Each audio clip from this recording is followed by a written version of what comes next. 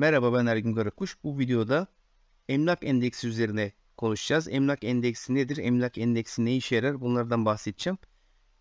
Sahibinden.com'un emlak endeksi bölümünden size bu bilgileri vereceğim. Diğer sitelerde de bu bilgiler var. Ancak kapsamlı, daha doğrusu daha yeteri kadar bilgi olmadığı için çok sağlıklı çalışmıyor.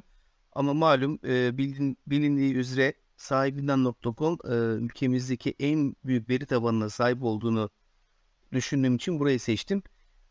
Şöyle bir inceleyelim. Şimdi buradan satılık konut il olarak İstanbul seçiyoruz.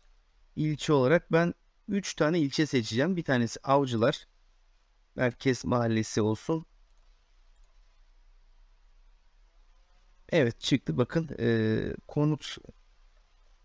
satılık konut fiyatlarının tarihe göre bakın hareketini görebiliyorsunuz burada.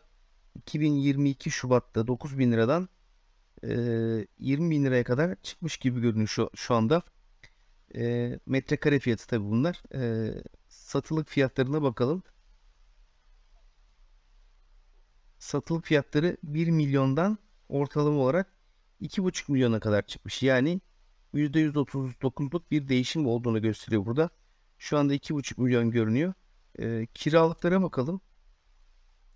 Evet, kiralarda da şu anda 9.700 gibi bir ortalama görünüyor. 2022'de ne kadarmış? Bakın 4.000 lira, 3.938 liradan buraya kadar tırmanmış. Şurada satılıkta ben şuraya yoğunlaşmak istiyorum.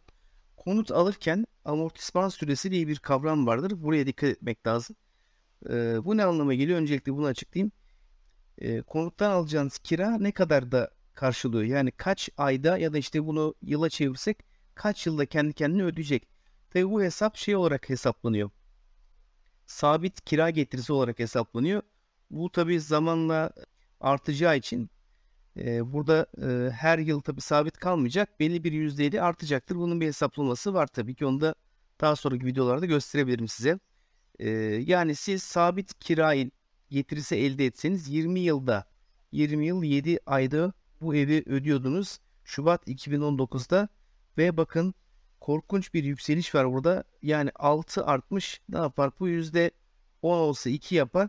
%30 bir artış var. %30 yaklaşık olarak 26 yıla çıkmış. Yani siz bir ev alsanız bu evin kira getirisiyle bu ev 26 yılda ödeniyor ki bu da teknik olarak pek mümkün değil ama dediğim gibi bu 26 yılı tabii şöyle düşünün, kiraları da her yıl %15 %25 arası zam yapacağınızı düşünürseniz bileşik bir şekilde ilerleyecek bu ve bu 26 yıl daha da aşağı çekilecektir. Öyle düşünelim. Şimdi şurada konum eklemek istiyorum ben. Mukayese edelim. Bu arada tabii burada 26 yıl, yani şöyle sahibinden komu açarsak tekrar Avcılar Merkez Mahallesi satılık diyelim.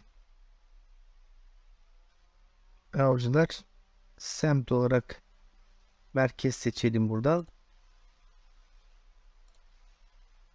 Şuradan gidelim. Şöyle bir örnek vermek istiyorum. Diyelim ki şu daireyi almak istiyorsanız, ilk çıkan daire 3250. 3250'yi şöyle hesaplayalım. Hesaplıklarımızı açalım. 3250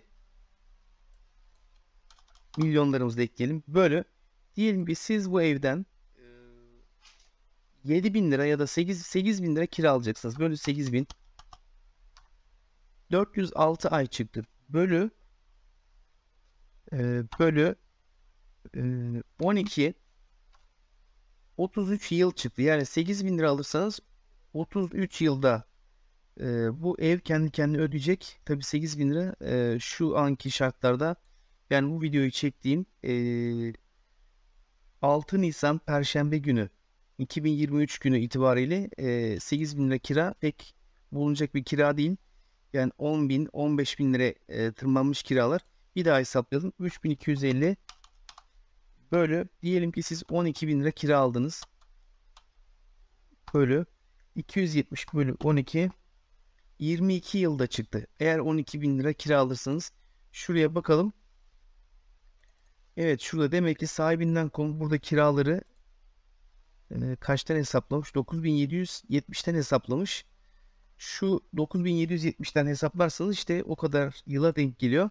Şimdi bir mukayese olsun diye ben şöyle karar vermenizde yardımcı olur diye düşünüyorum. Konum ekleyeyim ben buraya. Diyelim ki konut alacaksınız yatırım amaçlı ve bu kira getirisiyle bir yatırım yapmak istiyorsunuz. Yani kiranın üstüne siz de bir şeyler ekleyip burayı uzun vadede yatırıma dönüştürmek istiyorsunuz. Avcılar demeyelim.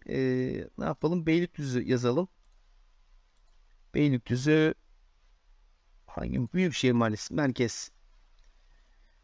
Evet, bakın fiyatlar paralel gidiyor. Gördüğünüz gibi amortisman sürelerine bakalım. Evet, bakın 2019'da %10 fark varmış konut fiyatlarında. Amortisman sürelerinde.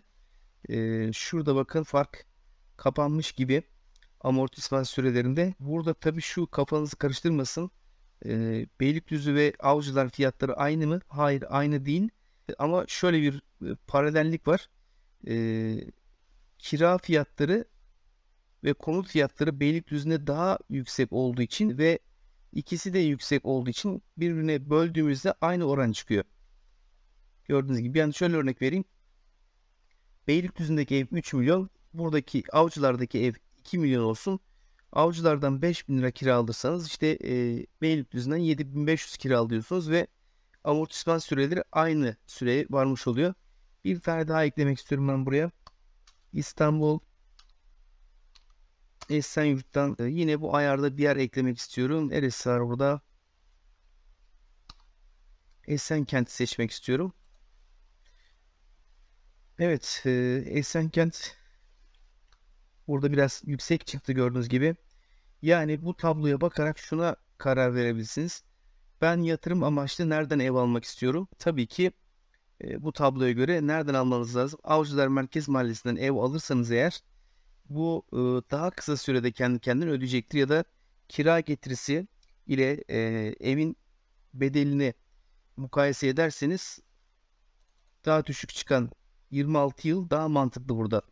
Bir tane daha yer eklemeye gerek yok herhalde. Olayı siz anladınız.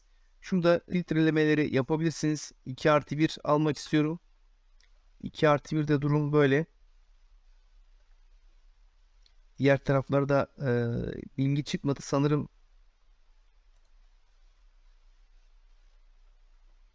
Evet, sadece burada çıktı. Hepsi de dediğimizde diğerlerinde çıkıyor. Yeteri kadar bilgi yok. Bundan kaynaklı olabilir. Şurada demografik bilgiler diye bir yer var. Buradan da Avcılar Merkez Mahallesi seçmiştim. Burada da buradaki bilgiler size bazı konularda bilgi verebilir. İşte kira fiyatlarının yüksek olmasının sebebi neler olabilir? İşte memurun çok olması, öğrencinin çok olması olabilir. Burada genç nüfusun olması, yaşlı nüfusun olması, kadın erkek dağılımı, bunlara dikkat edebilirsiniz. Burada size bilgileri veriyor. Gayet güzel bir imkan sağlamışlar. Evet, amortismanla ilgili başka söyleyecek bir şey yok. Sorularınız varsa, yorumlarınız varsa videonun altına bunları yazabilirsiniz. Kanala abone olmayı ve videoyu beğenmeyi unutmayın. Bu konuda da hatırlatmış olalım. Bir sonraki videoda görüşmek üzere.